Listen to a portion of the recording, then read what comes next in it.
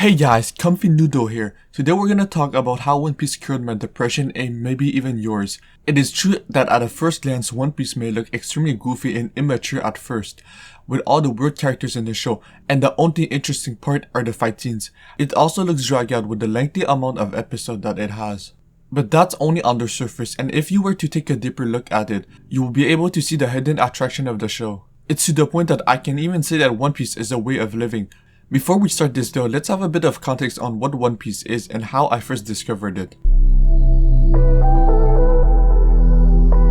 One Piece is a manga created by the great Ichiro Oda, and it was first published in July of the year of 1997. The manga tells the story of Monkey D. Luffy, a young man that got inspired by a group of pirates that resemble a gang of unwanted villagers led by his childhood idol, Red Hair Shanks. He sets sail to find the legendary treasure, the One Piece. It is said that whoever manages to find his treasure will be crowned as the king of the pirates and would be also considered the person that has conquered the sea. Well, that's basically the premise of the story, and yes, I know, compared to modern manga, the premise is very boring, but Oda not only has managed to make it interesting, but he also created one of the best manga in history. With this simple idea in mind, he has pushed far beyond any other mangaka with his storytelling skills. In 6th grade, on a Friday, my friend Faradani40, also known as the Prophet, mentioned to me about this amazing anime. He told me the concept of the show, the adventure, and the characters. So on the same day, when I arrived home from school, the first thing I did was I watched the first episode of One Piece, and I was instantly hooked. On that weekend, I watched 40 episodes. I couldn't get enough of the story. And I felt like I was part of the adventure. Since I rushed through the whole story, I reached a bottleneck. When I first finished the Skypiea arc, there weren't any episodes that were dubbed anymore. So I waited until the next batch of episodes came out, and when it did, you already know that your boy ate the whole thing up. I binged it like crazy, and when I saw the whole thing, I couldn't wait it anymore. I had to see what happened next, so I watched a sub and caught up to the Fisherman Island arc. But this time, I had to wait for weekly episodes to come out since there weren't any episode anymore. At that time, I would watch different anime and wait for episode of One Piece to stack up so I could binge it. Eventually, I got bored of One Piece. That was around the Dressrosa arc. This was because the anime started to feel very slow, but I didn't stop completely caring about One Piece though. I would still watch discussion and theory videos on YouTube from time to time. But as time passed, I would watch them less frequently, and eventually I would completely stop watching any of One Piece related content.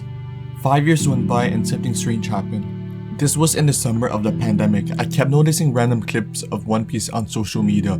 Usually I would get recommendations from time to time, but I would just take a quick glance and ignore it. But for some reason this time I didn't ignore them like I would usually do, and I started watching more and more often.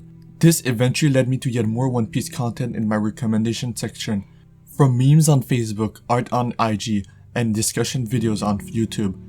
And then I saw a video that made me remember why I loved One Piece so much.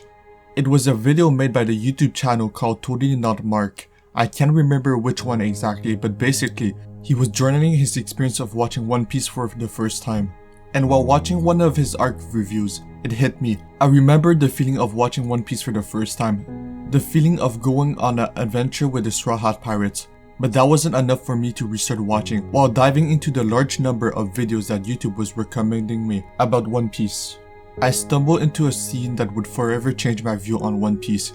That was the scene of a character that was presumed dead coming back. This reunion made me cry of joy, and it made me realize something. I cried to sad anime before, but never out of happiness. In happy anime scenes, at most I would laugh or smile, but One Piece is the first anime that ever made me cry out of joy. This did not only happen one time, I cried for the whole month while watching One Piece. Now that you know how I came back to the One Piece community, I can safely explain how the new way I look at One Piece cured my depression. And I also think that the show will definitely bring you great benefits. To be honest, if you aren't interested in watching it right now, you probably never will. And that's if you didn't watch this video, of course.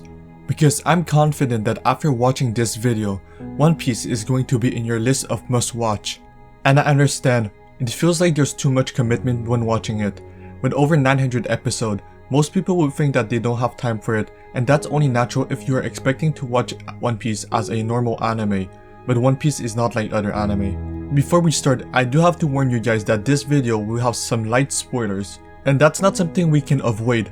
One Piece looks very bland on the outside, so I need to find a way to show you otherwise. And the only way to do that is by talking about parts of the show.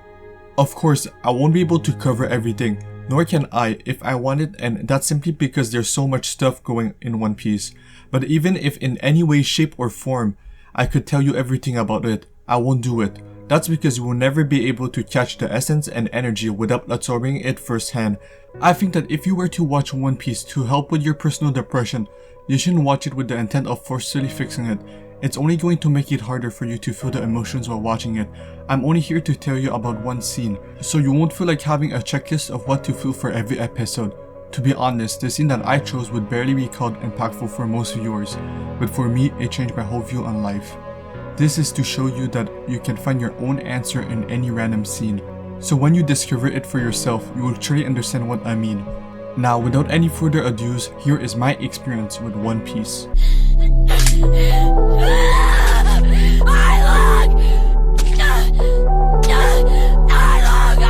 Before we talk about how One Piece saved me, let me first talk about one of the main reasons of my depression. But I don't think my situation is unique. I'm sure a lot of people will relate to me on this point. And what I'm going to talk about is anxiety. I think that a lot of people have anxiety and it's making their life harder than it should be. For myself, I used to always think about my future. I would think about the fear of not knowing what to do. I would think about how hard life would be in the future. I would think about if the things I'm doing right now would translate well into the future. I would be anxious about being anxious, and I know how anxiety is making things harder than it should be. And the thought of living in anxiety itself made me even more anxious. I also knew that my anxiety didn't make much sense. I knew that being anxious is a waste of time, so I should just focus on the present and do what I can for the future. But that only made it worse. The fact that I knew why I was anxious, with the fact that I knew it was a waste of time, made it even worse. My mind was confused at the fact that I couldn't grasp the solution in front of me, and that just multiplied my anxiety. I tried to do a lot of things to ease it. I tried doing a lot of things to keep my mind in the present, such as going to the gym, getting a part-time job, and playing video games, but none of that worked. It only reduced it for a short moment. My habits of anxiety carried on both these two things, and when you get too anxious, eventually you crumble. You eventually don't have the energy to be anxious anymore, so you get tired. And when you lack energy, it makes everything that much harder. And since I didn't have the energy to move forward, depression hit me. And that lasted for many years. And now, how did One Piece help me with that? While I was rewatching One Piece, I saw the scene where the Straw Hat got demolished by Aokiji. He is a mighty Navy admiral. While he was destroying the Straw Hat, he did it without breaking a sweat. For him, it was as easy as swinging his arm. He didn't even have to try. This showed me the disparity of power between the Straw Hats and one admiral. One man just beat the whole squad of strong pirates, and I tried to understand how Luffy felt. He was barely scared after that. I thought to myself, how is he going to move forward? That was the crew's first major setback. They used to be able to fight through most adversity even if they were hard, but now, they felt firsthand what it meant to be powerless. And they know that Aokiji isn't the only strong enemy they have to face in the future. There are plenty of them, but the thing is, Aokiji is the one that attacked the crew. So it was not like the Straw Hat went after an enemy. This meant that the crew knew that they were getting hunted by strong people, and I kept thinking to myself, why aren't they anxious after just a frightening experience just happened? Being traumatized would have not been an exaggeration. And the first thing I thought of, that's maybe just because it was a shonen, right?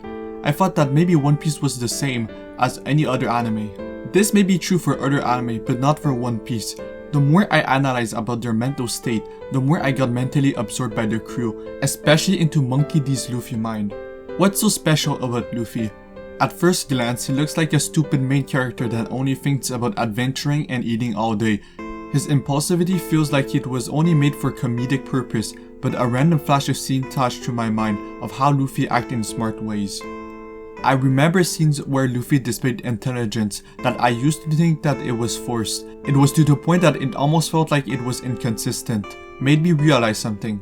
What if Luffy isn't stupid and he just didn't care enough to be smart in certain situations? It happens to me in real life too. In a lot of situations, I prefer acting stupid than smart. There's different reasons for that, but I won't talk about this on this video. So maybe that's the same thing for Luffy. So with this in mind, I took his mental state more seriously, and I tried to dig deeper in how he was anxious. And well, actually the answer that I found is the same answer that everybody already knows, and that's to stop caring about the future and to focus more on the present. Now what's different this time? I already knew the solution, but I was never able to take that step.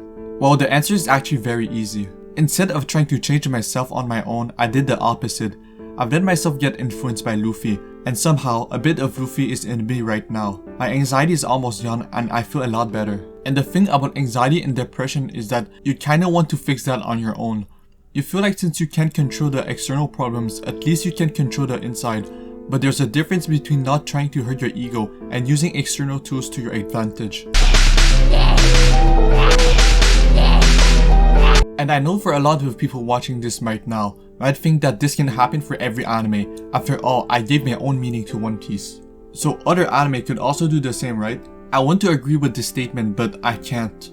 You can learn and feel a lot of things from other anime, but there's one thing that's stopping them to be as good as One Piece, and that's the length of the series. Yep, that's the same factor that's pushing away a lot of people. One Piece is gigantic. At the moment of this recording, it has 994 chapters, and also, it has 948 episodes. And that's exactly the reason that One Piece is so effective for helping your mental health. It didn't take one day for you to get depressed, and it also won't take you one day to fix it. And since One Piece takes so much time to watch, you're actually going to have something to stick with for a while. This is not a small 12 episode anime that's going to help you momentarily that you're going to forget the next day binge watching it. You also don't want to be stuck desiring a restart effect that I talked about in my previous video about how isekai won't save you. No, this is something that's much deeper. With how much time you're going to spend in this anime, but to join this new world, there's something that you first need to know or it won't work. If you feel forced while watching it, it won't help you. You might even hate One Piece. After all, when you're depressed, everything feels unnatural, so how can you approach One Piece? To be honest, there's no easy answer to that question. And for that part, you gotta test it out yourself. Don't forget to give a like, and if you like this kind of video, consider subbing to the channel. I'll be posting videos on topics that are unique to this channel. See you guys in the next video. As for myself, I'll go get comfy and grab a bowl of noodles.